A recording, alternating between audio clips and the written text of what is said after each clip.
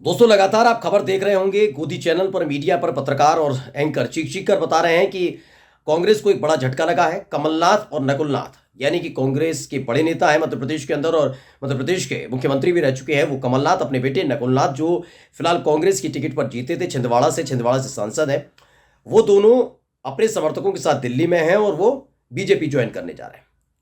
इस खबर की पुष्टि अभी तक खुद कमलनाथ की तरफ से नहीं की गई। उन्होंने कुछ खुलकर नहीं बोला। लगातार वो पत्रकारों को बताते रहे कि ऐसा कुछ नहीं है, अगर होगा तो मैं एक्साइटेड होना चाहिए ना, आप क्यों एक्साइटेड हो रहा है।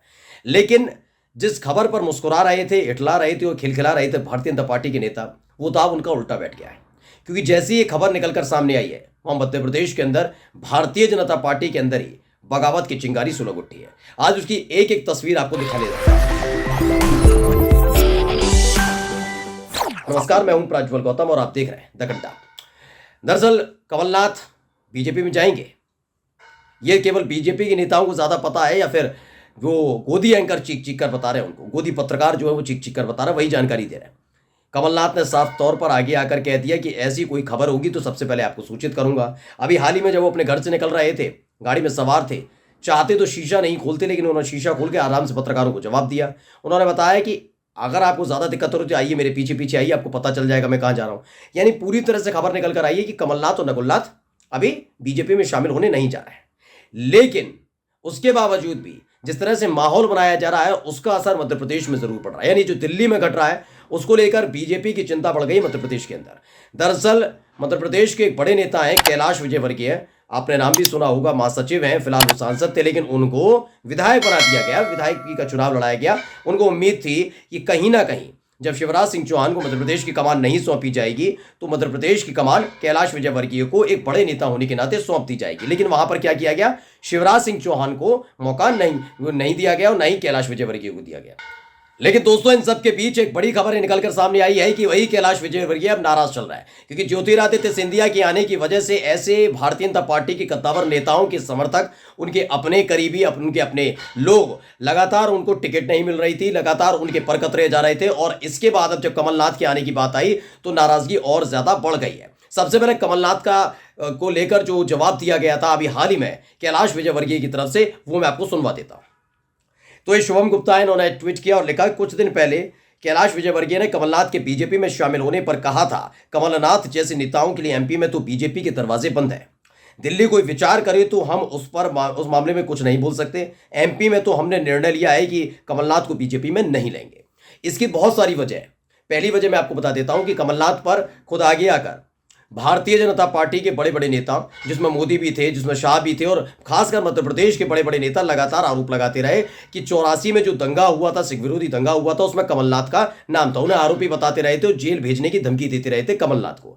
अब वो तमाम नेता सकपका गए, उनको डर लगने लगा है कि अगर इस बार वो इसमें कूदे और मध्य प्रदेश में ये पार्टी बदल हुआ, यानी कमलनाथ कूदकर कांग्रेस से बीजेपी में आए, तो उन तमाम नेताओं को डर है कि हम जनता को जाकर जवाब क्या देंगे। क्योंकि नरोत्तम मिश्रा, वीडी शर्मा, एक डंग नाम के मंत्री हैं, वो खुद मोदी शाही बताते रहे कि किस तरीके से कमलनाथ का भी योगदान रहा है 84 के दंगे में। यानी अपनी बात से हो सकता है कि मोदी और शाह से कोई सवाल ना पूछे, लेकिन ये जो तमाम मंत्री बनकर गए हैं ना, ये जनता के बीच जाते हैं, ये सीधा संवाद करते हैं, ये भाषण नहीं देते हैं। इन्हें संवाद करना होगा, इन्हें विरोधों का सामना करना पड़ सकता है, क्योंकि सिखों की भावनाओं को से खेलने का काम उस वक्त बीजेपी के नेताओं ने किया था, कमलनाथ को आरोपी बताते हुए। अब उसी आरोपी को अपनी पार्टी में लेंगे तो क्या जवाब बीजेपी के नेता देंगे? ये अमित शाह और मोदी नहीं, बल्कि ये तमाम नेता आरोप लगा रहे थे। वो पहली वजह यह है। दूसरी जो बड़ी वजह है वो मैं बता देता हूं।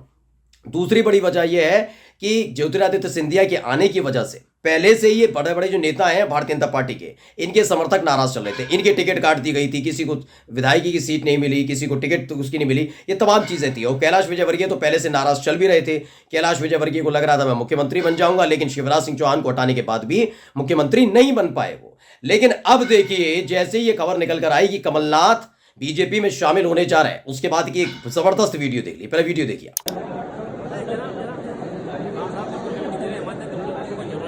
तो दोस्तों, इस वीडियो को भी शुभम गुप्ता ने ट्वीट किया और क्या लिखा है। शुभम गुप्ता ने लिखा कि पूर्व मुख्यमंत्री अर्जुन सिंह के बेटे और कांग्रेस के वरिष्ठ नेता ए सिंह कांग्रेस ने से विधानसभा परिसर में चर्चा करते बीजेपी के कद्दावर नेता कैलाश विजयवर्गीय। खबर है कि चर्चाएं इधर भी चल रही हैं, मुलाकात इधर भी चल रही है, चर्चाओं का जोर इधर भी है और उधर भी। यानी दिल्ली में अगर आप ये सोच रहे हैं कि कमलनाथ जैसे नेता को, जिनको आप दिन रात कोसते रहे, उनको खींचकर भारतीय जनता पार्टी में ले जाएंगे, उनके बेटे को ले जाएंगे, नकुलनाथ को ले जाएंगे, तो यहां कैलाश विजयवर्गीय की तरफ से भी संकेत दिए गए हैं कि उनके संपर्क में कांग्रेस पार्टी के तमाम नेता हैं।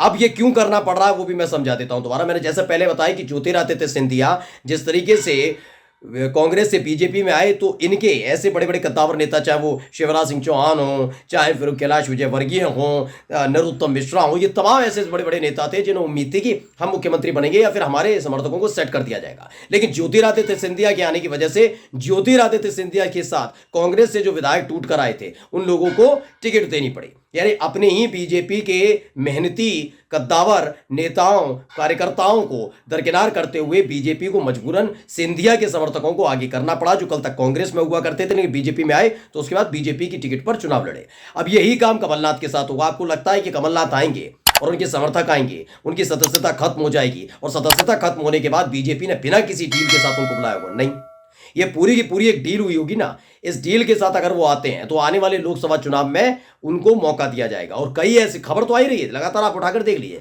खबर है कि कई सांसदों की टिकट कट सकती है। इसलिए अगर उन सांसदों की टिकट कटनी है, उन विधायकों की टिकट कटनी है, उनके पर कतरने हैं, तो वो सोच रहे हैं कि जब यही सारा काम होना है तो हम कांग्रेस में चले जाते हैं। क्योंकि ये बात समझिएगा, ये उत्तर प्रदेश नहीं है, ये बिहार नहीं है, ये क्या है, ये मध्य प्रदेश है। मध्य प्रदेश है, छत्तीसगढ़ है, राजस्थान है, ये 3 राज्यों का मोटा मोटा मैं बता रहा हूं। इन 3 राज्यों में खुले तौर पर कांग्रेस और बीजेपी की सीधी फाइट होती है। यानी भारतीय जनता पार्टी अव्वल रहेगी या कांग्रेस पार्टी। फिर क्या छोटे दल काम बिगाड़ने आए, खेल बिगाड़ने आए, वोट काटने आए, बस वो तो नहीं कर सकते। सरकार वो नहीं बना सकते, उनका मुख्यमंत्री नहीं बन सकता है। ये बात पता है, सबको पता है कि यहाँ पर सीधी फाइट कांग्रेस और बीजेपी के बीच में है। अब जब सारे के सारे कांग्रेस के कद्दावर नेता बीजेपी में आ जाएंगे, उनके समर्थक बीजेपी में आ जाएंगे, तो कोर जो नेता है बीजेपी के वो कहां जाएंगे? क्योंकि डील के तहत उनको मिलेगी सीटें।